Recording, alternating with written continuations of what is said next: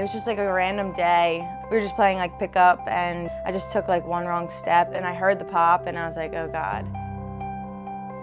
I was in denial for like a long time until like I got my like MRI results back, and then like once I heard my mom like tell me, I was like, I couldn't believe it, honestly. The ACL injury is really hard, right? So first it means your season's over, and then it means you have to have surgery, which is scary.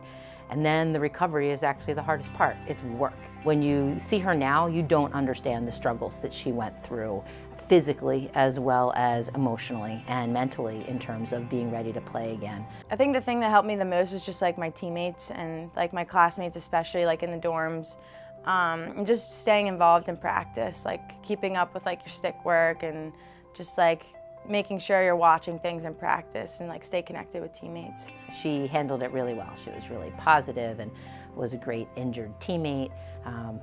I didn't know anything more than that, Brenda. So I don't think there's much harder. I've never experienced that with another athlete, that they got injured right before we even started team practice. And so that part I think was pretty unique. After my junior year, I had like a neck and back injury that I was dealing with, like after everything with my knee, and it was the end. It was like the end of my junior year. Like I was just like not okay, like mentally, and I actually like had a conversation with Bonnie, and I was like, I don't know if I can do this anymore. I got to that point where like I think a lot of people get to with injuries, and you kind of like are at a fork in the road, and you're like, well, I could go one way or the other, and I chose to come back, and I'm like so happy I did because it turned out to be like a great year.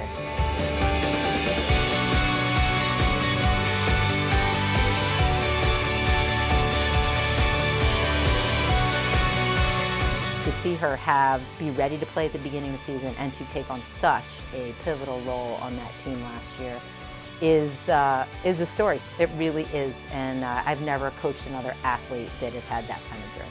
Again, like I had that conversation with Bonnie at the end of the year, and we like waited. I think she like didn't really approach me right away until the season was actually over, and I think it wasn't until June where I decided to come back.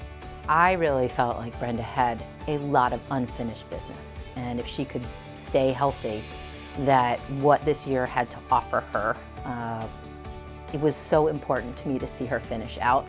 I think I'm most proud of her for being willing to take that risk, because it is a little bit of a risk to come back. She had an amazing season. She could have walked away, everything being kind of finishing on the note she wanted, or at least she thought she wanted. I really did feel like Brenda had unfinished business, and while it's really helpful for our team to have her here, I'm really most excited that she's experiencing this journey. I think it was still like that feeling of wanting more, that like kind of was like, well, like I could come back and like do more. So that's like really what it was for me. McDermott shot and a goal scored for Brenda McDermott, and that'll be the game for Temple. Those moments just make it all worth it, and like you'll never forget those moments for like the rest of your life. Like even after this year, I'll still think back to like those times where just like have that amazing feeling on the field.